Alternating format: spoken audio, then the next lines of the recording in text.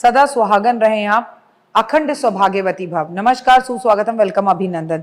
पता ही नहीं चला हरतालिका तीज पर हम पहुंच गए। 26 अगस्त मंगलवार का दिन, हरतालिका तीज की आप सभी को बहुत बहुत स्वागत, बहुत बहुत शुभकामनाएं। नमस्कार, सुस्वागतम, वेलकम, अभिनंदन। मैं हूं आपकी मेरे और माता रानी के इस खूबसूरत से यूट्यूब चैनल पर। कैसा है मेरा संसार, दिन दुगनी रात चौगनी, आप तरक्की करें। हरतालिका तीज सुहागनों का दिन, माता पार्वती और शिव का दिन, उनके मिलन का दिन, और हम सब उनकी सखी बनकर पूरा 16 श्रृंगार करते हैं, मेहंदी लगाते हैं, कुमकुम लगाते हैं, झूले झूलते हैं और नाचते हैं। कैसे हैं आप लोग?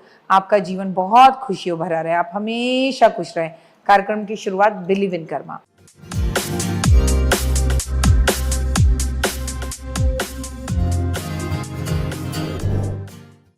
भाद्र पक्ष की शुक्ल पक्ष की तृतीया तिथि को मनाई जाने वाली तीज को हरतालिका तीज कहते हैं। हरतालिका तीज का पर्व सुहागन महिलाओं को अखंड सौभाग्यवती बनाने के लिए है और सुख वैवाहिक जीवन का लिए है, और ये व्रत जरूर रखना चाहिए। अगर आपके यहाँ देश काल के हिसाब से ये व्रत नहीं भी होता तो सजने संवरने को तो आपको कोई मना नहीं कर सकता। तो खूबसूरत सी एक साड़ी पहनिए, तैयार होइए और श्रृंगार कीजिए, झूला जरूर झूलिए।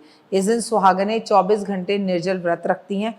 हर कोई नहीं रखता, हर किसी के घर में, किसी यहाँ करवा चौथ होता है, कोई ये रखता है, लेकिन सावन का ये व्रत आप नॉर्मली, अगर आपने पूरे महीने के व्रत रखे हैं तो भी आप ये व्रत रखेंगी।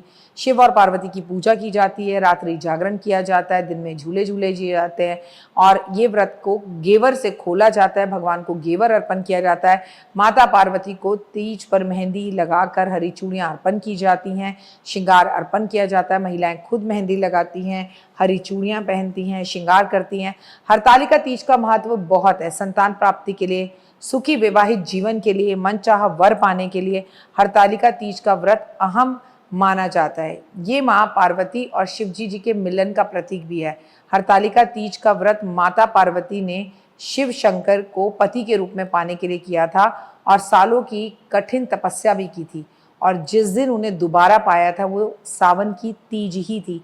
अगस्त में कब है हरतालिका तीज?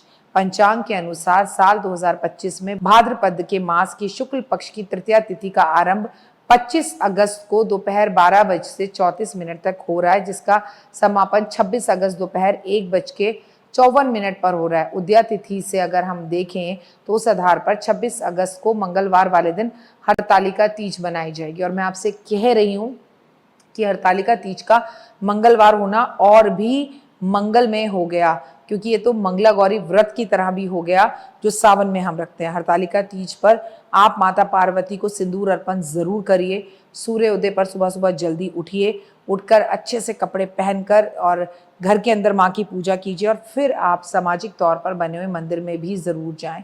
और इस दिन फुल ऑफ एनर्जी के साथ रहें, चाहे आपके यहाँ व्रत होता है चाहे नहीं होता। अगर आपके यहाँ व्रत नहीं भी होता तो भगवान की पूजा पाठ आराधना अर्चना से आपको कोई मना नहीं कर रहा, वो जरूर करें। हरतालिका तीज की पूजा की विधि बहुत आसान है। ब्रह्म मुहूर्त में उठकर स्नान आदि कर शुद्ध हरे रंग की साड़ी पहनकर 16 श्रृंगार कर और जेवर पहनकर बालों को बांधकर शुभ मुहूर्त में भगवान गणेश, भगवान शिव और देवी पार्वती की पूजा की जाती है, और इसका हमें 100% फल मिलता है। हाथ जोड़कर व्रत का संकल्प जरूर लें, और हाथ में चावल अक्षत लेकर संकल्प लें कि आप ये व्रत रख रही हैं या नहीं रख रही। अपनी बेटियों के घर देवी देवताओं को अपनी बेटियों के घर में सारा श्रृंगार का सामान भेजा जाता है, अपनी बहू को श्रृंगार का सामान दिया जाता है। देवी देवताओं को गंगा जल, फूल, फल, श्रृंगार सामान, मिठाई, अक्षित अर्पण जरूर करें, जिसमें एक झूला अर्पण किसी भी मंदिर में जाके जरूर करें। गेवर का भोग जरूर लगाएं।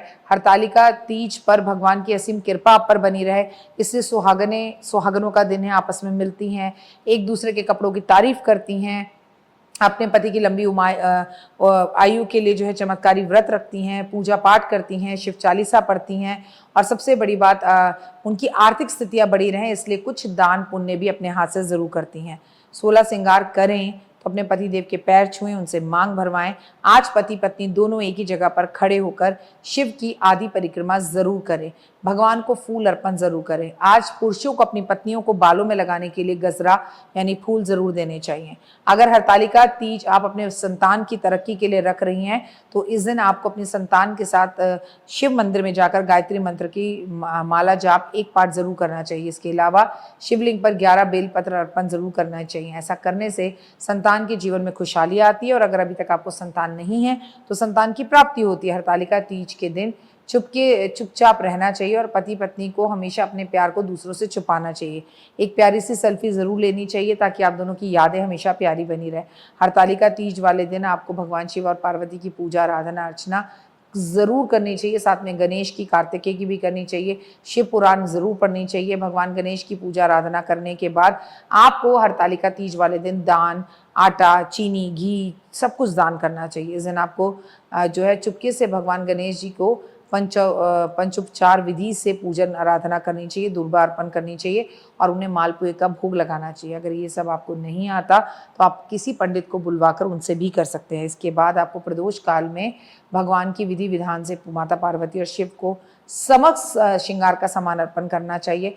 यथाशक्ति हो सके तो सब लोग मिलकर घर के जाएं, नहीं तो पति पत्नी जाए, नहीं तो कम से कम पत्नी तो ज़रूर जाए। आपको बता दूं इस त्यौहार में हरे वस्त्र, हरी चूड़ियाँ, हरे श्रृंगार का विशेष महत्व है।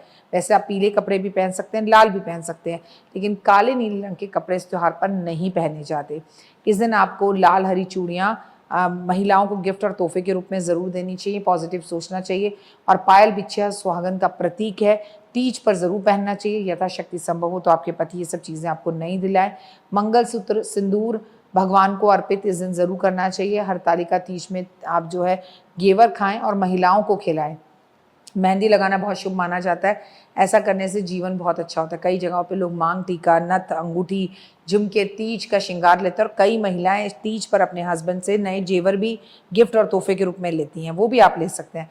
हरतालिका तीज में ये काम बिल्कुल ना करें। आप दूसरे के घर का भोजन ना करें, दूसरे के घर का व्रत रखकर पानी ना पिएं। अपने घर में पूजा पाठ आराधना अर्चना ज़रूर करें। दिन में ना सोएं, तामसी भोजन ना लें, नमक का सेवन एक बार करें, शाम को करें। और कुछ घरों में तो नमक भी पूरी तरह से वर्जित होगा। लहसुन प्याज का तो सवाल ही पैदा नहीं होता है। और किसी की निंदा बुराई करने से भी आपको बचना है। और आपको लाइफ के अंदर एक बात याद रखनी है कि जीवन अगर आपको आगे चलाना है तो आपको झूठ बोलने वाले व्यक्तियों से इस दिन बच के रहना चाहिए। सच बोलने वाले व्यक्तियों के साथ आपको आगे बढ़ना चाहिए। क्रोध नहीं करना चाहिए। क्रोध छोड़कर मन को शांत चित्त रखना चाहिए। बुजुर्गों का अपमान नहीं करना चाहिए। और जैसे दिशा काल के हिसाब से आपके बुजुर्ग आपको ये पूजा रखने के लिए कहते हैं, व्रत रखने के लिए कहते हैं, आपको बिल्कुल वैसे ही रखना चाहिए। आप सभी को मेरी तरफ से तीज की हार्दिक शुभकामनाएं। आप अखंड सौभाग्यवती रहें। और कई लोग इसमें पूछते हैं कि क्या हम अपने जीवन में तीज का संबंध पति पत्नी का है, तो शारीरिक संबंध बनाने से बचना चाहिए, क्योंकि ये ब्रह्मचर्या के साथ पूजा की जाती है। और ये आप व्रत रखकर माता पार्वती से तपस्या कर रहे हैं साल में एक बार अपने पति की लंबी उम्र के लिए। और हाँ, दोनों साथ में झूला जरूर झूलें। फिलहाल के लिए ओए होए, जय माता दी।